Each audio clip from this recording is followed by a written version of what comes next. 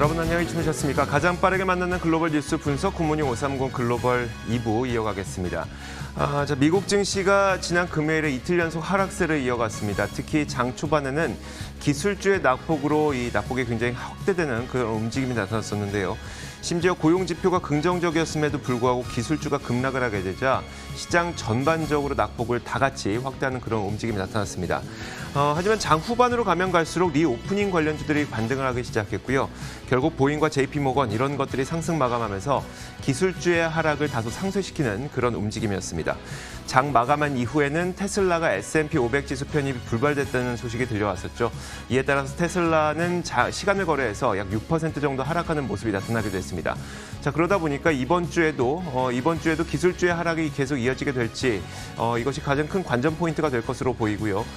물론 이런 가운데 특별한 이번 주에는 어떤 시장에 아주 변곡점을 가져올 만한 경제 지표 발표는 없습니다. CPI 정도가 있는데 그러다 보니까 미국의 대선이라든지 아니면 아직 체결되지 않고 있는 미국의 부양책과 관련된 합의, 또 백신과 관련된 뉴스, 미중 관계와 관련된 뉴스, 이런 뉴스들이 어떻게 나오느냐에 따라서 시장의 변동성이 나타날 수 있다는 점을 염두에 두시면서 이번 주 시장 대응하시길 바라겠습니다. 자, 그렇다면 지난주 금요일에 어떤 일들이 있었고 이번 주는 어떻게 준비하는 것이 좋을지 지금부터 저희와 함께 하나하나 정리해 보시죠. 굿모닝 530 글로벌 2부 바로 출발하겠습니다.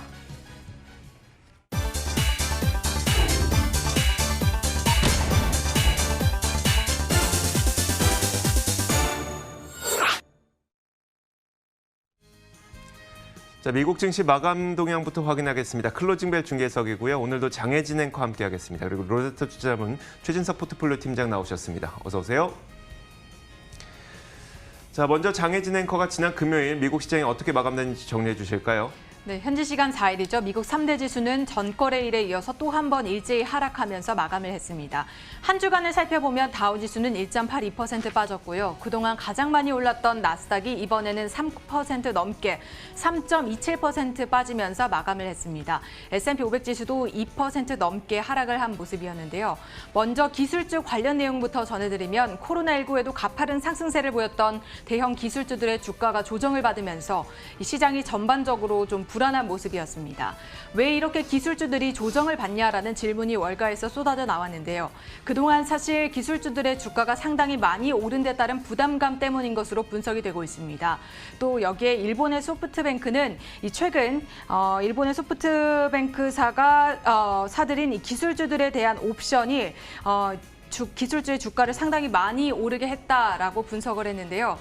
이것이 기술주의 랠리를 이끌었으며 따라서 앞으로 계속해서 좀 이런 조정 장세가 펼쳐질 수 있다라는 분석을 했습니다. 이번 조정 장세로 기술주에서 빠진 자금이 산업주나 금융주 등 이런 경기 민감주로 이동하는 긍정적인 순환이 일어날지가 앞으로의 관건이 될 것이란 전망도 제기가 되고 있습니다. 한편 전날 신규 실업보험 청구자 수에 이어서 미국의 8월 고용지표는 시장 예상보다 양호했습니다. 지난 8월 실업률은요. 전달 10.2%에서 8.4%로 떨어졌는데 이는 지난 4월 14.7%로 급격히 치솟은 이후 한 자리 수대를 넉 달 만에 좀 기록을 했습니다. 또 8월 비농업 부분 고용 역시 좋았습니다. 137만 1000명 증가해서 시장 예상을 웃돌았고요. 노동시장 참가율도 지난 8월 0.3%포인트 오르는 등 지표가 전반적으로 좀 개선이 되면서 코로나19 재확산으로 노동시장의 회복이 둔화했을 것이란 우려를 다독여줬습니다. 이런 가운데 코로나19 백신과 관련해서는 좀 엇갈린 소식이 전해졌는데요. 미국의 백신 프로그램인 이 초고속 작전을 이끄는 고문 담당자가 11월 전에 백신이 배포될 가능성은 매우 낮다고 밝혔습니다. 사실 이전에 정부는 오는 11월 1일 이전에 백신 배포 준비를 마치라고 지시를 했는데 이것이 다소 어려울 수 있다는 얘기겠죠. 반면에 의학 전문지에 따르면 러시아가 개발 중인 백신의 초기 임상시험에서 심각한 부작용 없이 항체 반응이 좀 효과적으로 도출이 됐다는 긍정적인 소식도 전해졌습니다. 백신과 관련해서는 따라서 조금 더 지켜봐야 할 것으로 보이고요. 신규 부양책과 관련해서 미중 갈등과 관련해서도 역시나 우려가 지속되고 있는 가운데 이번 주 미국 시장은 오는 7일 월요일 노동절 휴일로 하루 쉬어간다는 점까지 모두 참고를 하시기 바랍니다. 보다 자세한 마감 상황도 함께 보시죠. 먼저 다우지수부터 보시면 장 초반 고용지표 호조에 힘입어서 상승세를 나타냈습니다. 하지만 이내 하락 전환을 했고요. 한때 600포인트 넘게 빠지기도 했는데요. 마감 기준으로는 0.56% 빠져서 28,133포인트에 거래 마쳤습니다. 다음으로 나스닥 지수입니다. 이날 한 주간 가장 큰 하락세를 보였고 이날 역시 1% 넘게 빠지는 모습이었는데요. 장중한 때 5% 이상 급락하기도 했지만 다행히 장 막판에 하락폭을 좀 줄여갔고 11,313포인트에 거래 마친 모습이었습니다. 마지막으로 S&P 500 지수까지 함께 확인을 해보시죠. 0.8%대의 하락세를 기록했고 3,426포인트에 거래 마친 모습이었습니다. 역시나 비슷한 흐름을 보여줬는데요. 장 초반에 상승하기도 했지만 이내 하락 전환하면서 계속해서 그 하락세를 이겨내지 못하는 모습이었습니다. 이렇게 3대 지수는 일제히 하락을 했는데요. 사실 주간 기준으로도 좋지 않았습니다. 팀장님, 이날 증시 어떻게 판단해보면 좋을까요? 네, 장중에 변동성이 굉장히 좀 심했던 하루였다. 여전히 좀 업종별 엇갈림 현상이라든지 아니면은 기술주 투매에 대한 우려라든지 좀 혼란스러움이 가득했던 그런 시장이다라고 정리를 할 수가 있을 것 같습니다. 개장 전에 좀 양호한 고용 지표가 발표가 되면서 장 초반에 상승세를 좀 견인을 했죠. 하지만 이후에 장중 또 저점까지 빠르게 좀 내려가는 그런 흐름이 나왔는데 그러면서 S&P 500 지수가 한때 한 3%까지도 하락폭을 좀 확대한 구간도 있었습니다. 이후에 좀 낙폭을 만회하면서 그래도 좀 마감을 했지만은 기술주의 고통은 좀 지속되는 그런 모습이었고 반면에 지표가 좀 좋게 나오고 국채 금리도 상승을 하니까 이 금융주가 좀 좋은 흐름을 보였고요. 그리고 미국 공항 내에서의 여객 수요와 관련한 지표도 좀 양호하게 나왔습니다. 그러면서 경기 민감주가 전반적으로 좀 선전하는 그런 움직임이 나왔습니다. 지난주에 나스닥이 주간 기준으로 3.3% 하락을 했죠. 그러면서 3월 말 이후에 최악의 주간 성적을 또 기록을 했고 5주 연속 상승세를 좀 마감하게 됐습니다. 자, 이어서 상품 선물 시장도 살펴보도록 하겠습니다. 먼저 국제 유가인데요. 국제 유가가 지난 금요일에 큰 폭의 하락을 기록했습니다. 거의 3% 넘는 4% 가까운 하락을 기록했었는데요. 40달러가 붕괴되기도 했습니다. 결국 마감 종가는 39.5달러에 마감이 됐고요. 미국의 경기 회복이 둔화될 수 있다는 우려 때문에 유가가 이렇게 하락했다는 분석이 나오고 있습니다. 특히 지난 금요일에 발표된 고용 지표가 개선된 것으로 확인되긴 했는데 이 개선 속도가 둔화됐다는 점이 유가에는 좀 악재로 작용을 했고요. 또 동시에 지난 금요일에 미국의 주식 시장이 함께 크게 내려갔다는 점도 투자 심리를 다소 위축시키는 요인이었습니다. 자, 그러다 보니까 국제 유가는 3% 넘게 하락해서 39.5달러 선에 마감이 됐습니다. 자, 이어서 국제 금값도 한번 살펴보도록 하겠습니다. 감고학권에서 마감이 됐는데 일단 고용 지표가 개선세는 두전됐다고 하더라도 시장 예상치를 뛰어넘었었고요. 고용 시장이 개선되고 있다는 점은 달러 가치를 반등시켰습니다. 이 영향으로 인해서 금값은 올랐다는 분석이 나오고 있는데 0.34% 오른 1,940.9달러에 마감이 됐고 자, 그렇다면 달러 가치가 어느 정도 반등했는지 한번 살펴보도록 하겠습니다. 아주 큰 폭의 반등은 아니었었고요. 약세 구간 중에 좀 약간의 조정이 나온다 이렇게 보면 좋을 것 같은데 지난 금요일에는 0.25% 올라서 92.97에 마감이 됐습니다. 자, 마지막으로 10년물 국채 금리도 한번 살펴보도록 하겠습니다. 자, 실업률이 지난 금요일에 발표된 바에 따르면 넉 달 만에 한 자릿수로 내려왔다고 하죠. 그만큼 고용 시장이 개선되다 보니까 경기에 미래 기대감을 반영하는 10년물 국채 금리는 단번에 0.7% 위로 뛰어 올랐습니다. 퍼센트로 따지자면 거의 10% 넘게 상승을 했었는데요. 그러면서 0.721%에 마감이 됐습니다. 자, 이렇게 상품 선물 시장까지 살펴봤습니다. 글로벌 외신 하나하나 확인하겠습니다.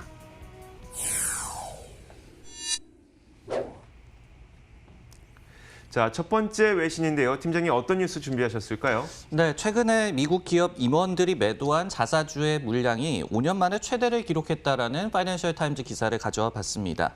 파이낸셜 타임즈와 그리고 스마트 인사이더라는 기관의 자료에 따르면요. 지난달 미국 기업들의 고위 임원 1,042명이 67억 달러 규모의 자사주를 매도했다고 합니다. 이는 2015년 11월 이후에 최대 규모의 금액이 되겠고요. 그리고 매도 주수로 따지더라도 기준으로 2018년 8월 이후에 최대 물량을 던진 셈이 되겠습니다. 파이낸셜 타임즈에서는 이 3월 저점 이후에 주식 가치가 가파르게 반등한 것에 좀 편승하려는 그런 움직임으로 이 같은 무브를 좀 해석을 했는데요. 한편 지난 3월에 미국 대형 상장사들 임원들이 또 내던진 자사주 매입 규모는 11억 자사주 매입 규모, 그러니까 산 그 규모가 되겠죠. 매입 규모가 11억 달러로 2013년 10월 이후에 최대였습니다. 그렇기 때문에 그때 좀 많이 샀었고 지금은 좀 던지고 있는 그런 상황이다라고 이해를 하시면 될 것 같습니다. 다만 내부자 거래법 때문에 방금 말씀드렸던 3월에서 4월, 그러니까 저점에 매수했던 그 자사주들은 6개월간 팔 수는 없거든요. 그렇기 때문에 말씀드린 8월 이 지표에서 이번에 좀 그 물량이 포함된 것은 또 아니다라는 점도 알려드리겠습니다. 자, 그렇다면 그 수많은 미국 기업들 가운데 혹시 최근 가장 많이 올랐던 IT 기업들의 기업 임원들의 매도세가 더 컸을까요? 어땠을까요? 일단은 그 빅토리아 시크릿으로 유명한 엘브랜즈의 창립자 같은 경우에도 8,900만 달러 규모의 자사주를 좀 매도를 했습니다. 3월 이후에 3배 이상으로 오른 그 주가에 좀 이득을 보려는 그런 무브를 보여줬는데요. 하지만 말씀해 주셨듯이 IT 기업들 내에서 자사주 매도가 굉장히 좀 많았던 것은 사실입니다. 스톤엑스라는 또 기관에 따르면요, 2분기에 나스닥 100기업의 그 자사주 매도 규모가 104억 달러에 달하면서 전년 동기 대비해서 무려 171%나 급증을 했다라고 합니다. 그리고 그 현지 시각으로 4일 금요일에도 마이크로소프트의 CFO가 자사주를 8만 주 매도했다라는 소식이 나오기도 했습니다. 네, 기업의 내부자들이 이렇게 주가 고점을 점치는 걸로 봐야 될까요? 사실 이 같은 현상에 대해서는 어떤 해석을 내려봐야 될지 좀 어려운 그런 시점인데요. 네, 좀 이 주식 시장에 대해서 부정적으로 보고 있다라는 그런 해석도 어느 정도는 좀 맞을 것 같습니다. 최근에 잇따른 어떤 이 내부자들의 자사주 매도 소식이 결국은 기술주 과열 우려를 좀 더 뒷받침하는 그런 무브로 해석이 되고 있고, 그리고 조정 원인 중에 하나다라는 그런 해석도 나오고 있는 그런 상황입니다. 퍼시픽 라이프라는 그 기관에서는 실제로 임원들이 투자자들보다도 더 미래에 대해서 부정적으로 좀 보고 있다. 근데 지금까지 주가가 좀 많이 올랐으니까 지금 내던지는 것은 좀 이해가 가는 움직임이다라고 해석을 했고요. 다만 저희가 이런 지표를 볼 때 꼭 8월만 그랬던 것은 아니거든요. 그리고 5월 초부터 쭉 자사주 매도는 좀 많이 좀 나타나고 있었습니다. 그렇기 때문에 꼭 주가 꼭지 전망만이 그 이유는 아니다라는 점도 좀 알아야 될 것 같고요. 그리고 지금 또 시장이 굉장히 좀 불안한 상황이니까 또 맞춰서 이런 부정적인 소식들이 많이 나온다라는 점도 좀 염두를 해서 해석을 하시면 좋을 것 같습니다. 네, 다음 뉴스는 이조 앵커의 픽입니다. 내용 확인해 보겠습니다. 현재 서로 경쟁적으로 백신을 개발하고 있는 이 백신 개발사들이 상당히 이례적으로 공동 서약을 준비하고 있다고 하는데요. 이 내용에 대해서 월스트리트 저널이 보도를 했습니다. 백신의 안전성과 효과가 확보되기 전까지 승인을 받지 않겠다라는 공동 성명을 백신 개발사들이 함께 만들고 있다는 소식인데요. 통상적으로 같은 적응증의 약품을 개발하는 그 제약 회사들은 당연히 누가 먼저 개발하고 또 출시하느냐에 따라서 시장을 선점할 수 있기 때문에 어느 누가 뭐라고 해도 가장 빠르게 어떤 방법을 써서라도 가장 빠르게 이 개발하려고 합니다. 그럼에도 불구하고 이번에 이례적으로 공동서약에는 이 안전성과 효과가 확보되지 않은 상태에서는 승인조차 받지 않겠다는 약속이 포함될 것이란 내용인데요. 자, 이것을 함께 작성하고 있는 곳은 화이자라든지 존슨앤존슨, 모더나 이런 기업들입니다. 이번 주 중으로 이 내용이 공개가 될 예정이고요. 이게 과연 어떤 의미일까요? 백신을 하나 개발하는데 수년이 걸린다고 합니다. 그런데 이번에 백신은 사실 올 연초에 개발하기 시작을 해서 이제 1년도 되지 않았는데 올 연말이면 하나의 그 백신이 나올 거라고 예상을 하고 있죠. 그 말은 이렇게 급하게 개발된 백신을 어떻게 믿겠냐는 이 시장의 반응이 있었습니다. 자, 그러다 보니까 이제 공동서약을 통해서 백신이 출시된다면 효과와 안전성을 믿어도 된다라는 믿음을 심어주기 위한 이 제약회사들의 공동적인 움직임으로 보이는데요. 하지만 문제는 이렇게 된다면 백신 출시 시기가 생각보다 늦어질 수 있다는 가능성이 존재합니다. 글로벌 제약사인 머크의 CEO는요, 너무 긴급하게 이렇게 백신을 개발하는 상황에서는 그 결과가 만족스럽지 못할 수도 있다고 지적을 하기도 했었고요. 또 글로벌 제약사 화이자의 CEO는 우리 스스로 효과와 안전에 확신이 서기 전까지는 승인 요청도 하지 않을 것이다라고 딱 잘라서 얘기를 하기도 했습니다.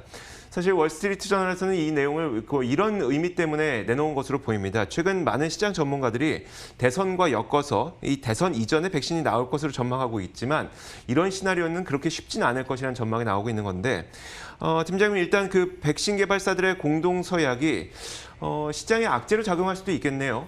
일단은 최근에 백신 이슈와 관련해서 시장이 좀 나타내고 있는 그런 반응의 움직임을 좀 본다면은 초기 임상에서 긍정적인 결과가 나왔다라는 그런 뉴스가 나왔을 때는 더 이상 환호하지 않고 있습니다. 즉, 더 많은 것을 이제 좀 원하고 있다는 얘기가 되겠고요. 근데 또 동시에 굉장히 또 냉철한 모습을 시장이 보여주고 있습니다. 예를 들어서 러시아에서 첫 이 백신을 등록했다는 소식이 전해졌지만은 안전성에 좀 심각한 의구심이 제기가 되고 있기 때문에 그다지 좀 환호하지 않는 그런 모습이 나와줬습니다. 즉, 어떤 임상이 잘못돼서가 아니라 이처럼 안전성과 신뢰도를 확보하기 위한 결의문 채택 같은 경우에는 시장에 크게 악재가 되지도 않을 수도 있겠다 이런 생각을 가능케 하는 그런 대목인데요. 다만 FDA가 이 3상 종료 이전에 사용 승인 가능성을 시사를 했죠. 하지만은 또 FDA 전 국장 같은 경우에는 대선 전에 백신이 개발되는 것에 대해서 좀 회의론을 내비치면서 아직까지는 의견이 다소 좀 엇갈리고 있는 그런 상황입니다. 여기에 이제 제약업계도 서두르지 않을 것임을 이 같은 결의문 채택을 통해서 분명히 하고 있기 때문에 백신 출시 시기가 좀 늦춰질 가능성은 여전히 좀 염두를 해야 될 것 같습니다.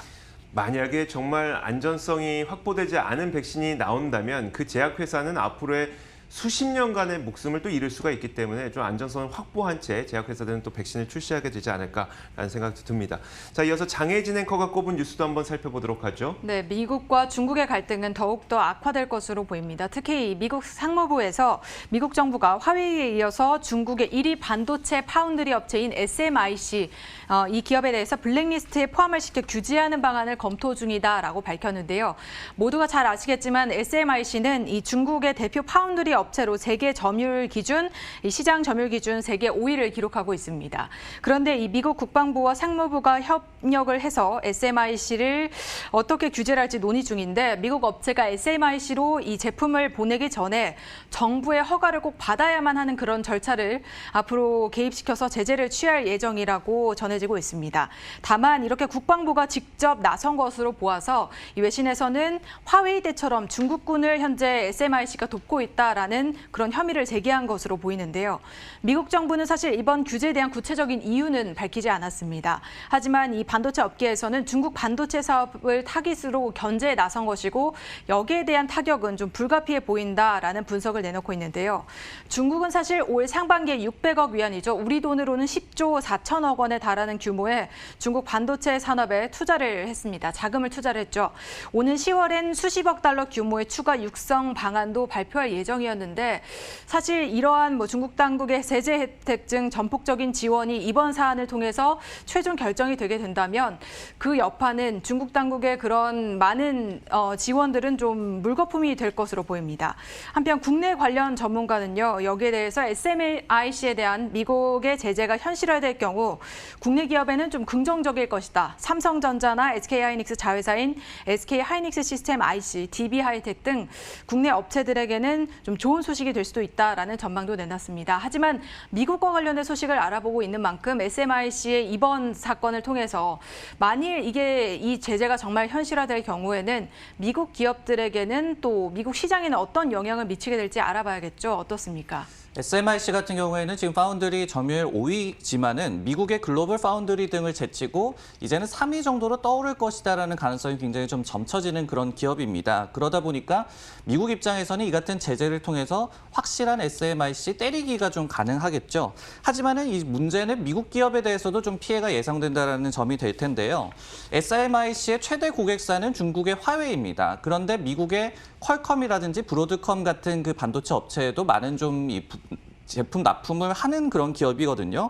여기에 또 더해서 SMIC 같은 경우에는 지금도 14나노 공정으로 이 반도체를 생산을 합니다. 근데 이거를 미세 공정화를 시키기 위해서는 최첨단 장비를 좀 도입을 나중에는 계속해서 좀 해야 할 텐데 이때 어떤 ASML이라든지 물론 미국 기업은 아닙니다만 미국에 상장된 반도체 장비 업체가 되겠죠.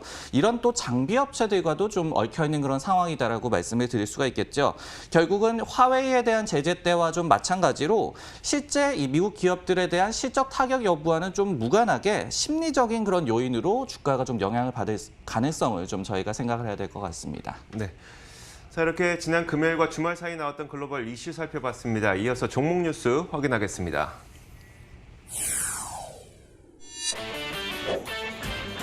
오늘의 종목 뉴스입니다. 테슬라의 S&P 500 지수 편입 탈락 소식에 시간의 거래에서 테슬라의 주가는 급락했습니다.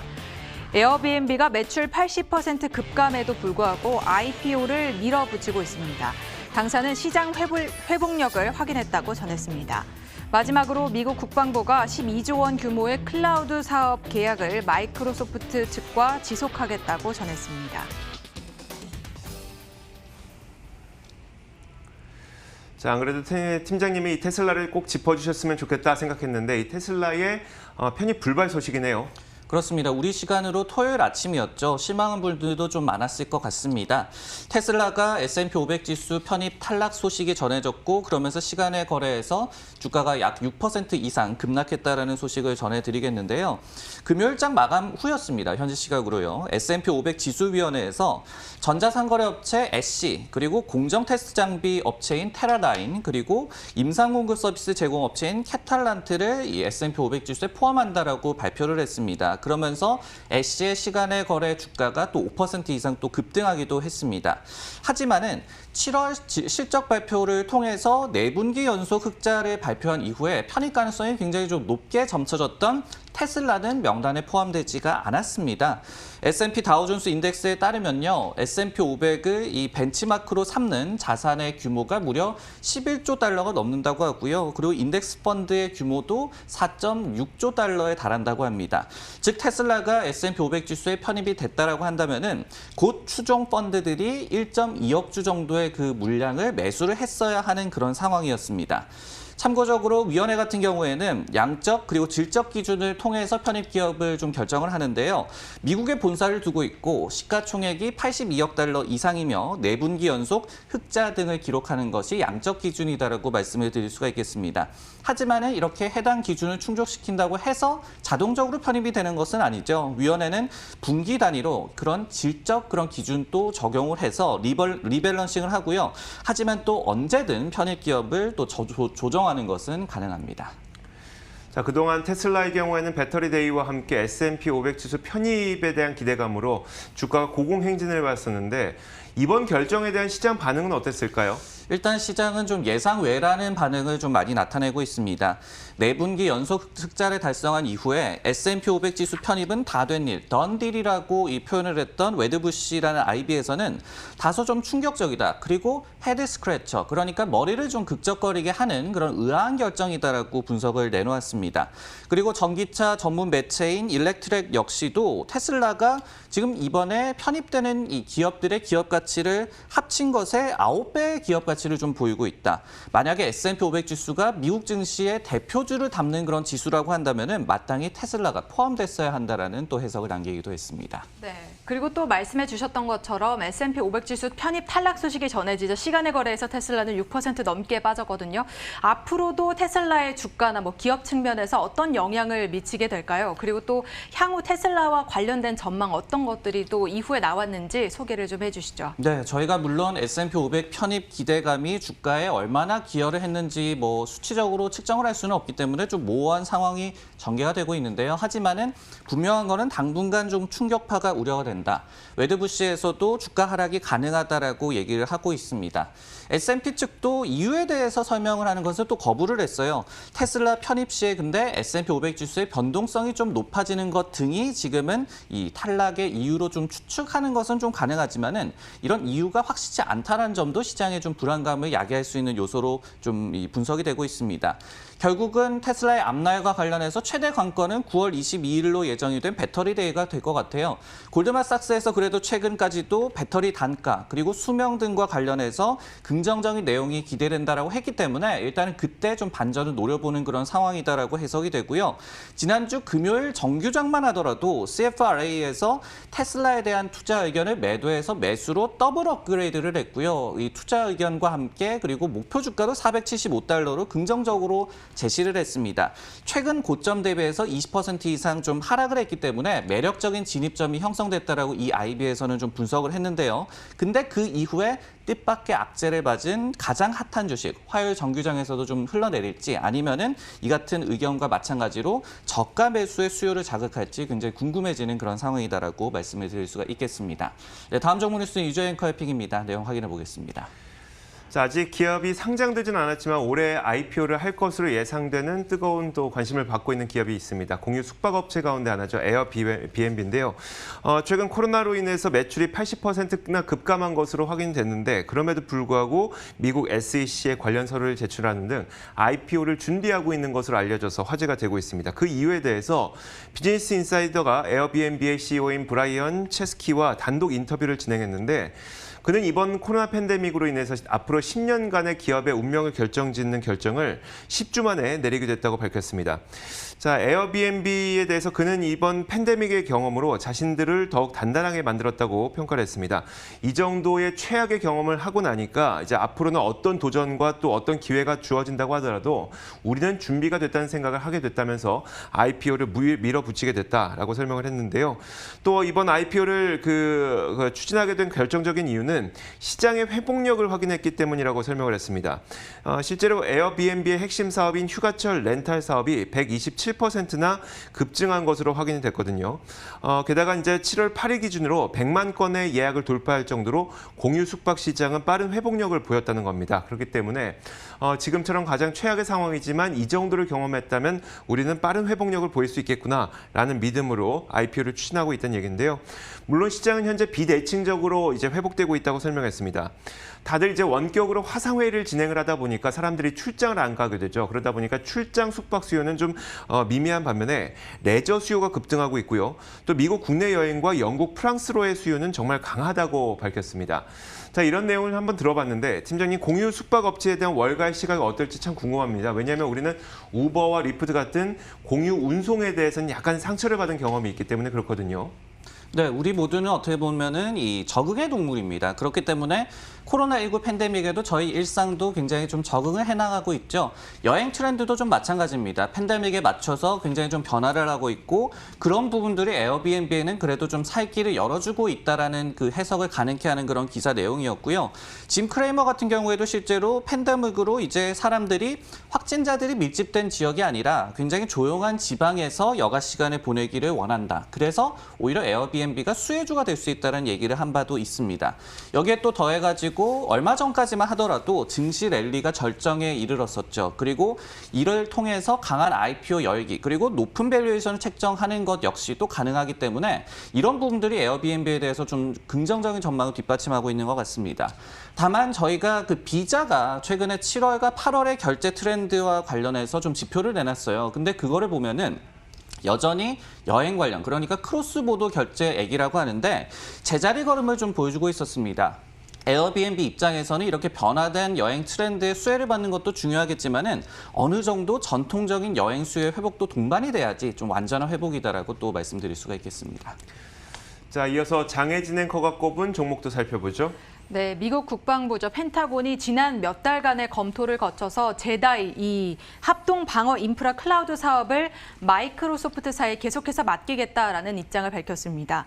이 제다이라는 것은 미국 국방부가 향후 10년간 100억 달러죠. 우리 돈으로는 12조 원에 달하는 규모를 투자해서 클라우드 기반의 군사 정보 플랫폼을 구축하는 IT 인프라 사업입니다. 사실 이 사업은 지난해 10월에 마이크로소프트가 하기로 좀 굉장히 많이 기울었었는데 강력한 경쟁자인 아마존 웹 서비스가 트럼프 대통령의 개입을 주장하면서 국방부를 대상으로 사업의 중단을 요구하는 가처분 신청을 하면서 좀 중단이 됐습니다. 그동안 아마존과 제프 베이조스 CEO를 공격해온 트럼프 대통령이 부당한 영향력을 미쳤을 것이다라는 그런 이유에서인데요. 이에 따라서 지난 2월에 법원에서는 이 사업 절차를 일시 중단하라는 예비 명령을 내린 상태였는데 이후 이제 국방부에서는 양사로부터 마이크로소프트 마이크로소프트와 아마존으로부터 다시 이 수정된 제안서를 받아서 검토를 한 후 이번에 이렇게 최종 결정을 내리게 된 것인데 펜타곤에서는 마이크로소프트 측의 제안이 여전히 최고다, still the best.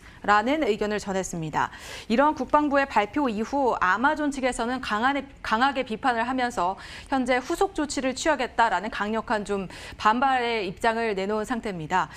이렇게 아마존과 각축전을 벌였던 만큼 제다이 프로젝트 수주가 사실 굉장히 좋은 수주라고 보여집니다. 마이크로소프트 입장에서도 큰 호재라고 볼 수 있겠죠. 네, 제다이 프로젝트 같은 경우에는 애초에 아마존이 수주할 것이 굉장히 좀 유력시됐던 그런 프로젝트입니다. 그렇기 때문에 마이크로소프트 입장에서는 못 따내도 사실은 그렇게 타격은 없는 상황이었는데 뜻밖의 대박을 좀 낸 그런 사례라고 보여지죠. 그렇기 때문에 당시도 어떤 게임 체인저다, 획기적인 승리다 이런 아이비들의 호평이 굉장히 많았는데 이번에 다시 한번 좀 사수를 했기 때문에 굉장히 좀 호재는 맞는 것 같습니다. 무엇보다도 한 번 이 같은 계약을 좀 따내게 되면은 연쇄 효과를 또 기대할 수 있다는 점도 좀 긍정적으로 보여집니다. 실제로 최근에 CNBC에서는 마이크로소프트가 제다이 프로젝트와 비슷한 클라우드 인프라 계약을 해외 정부와 시도 중이다라는 보도를 전한 바도 있습니다.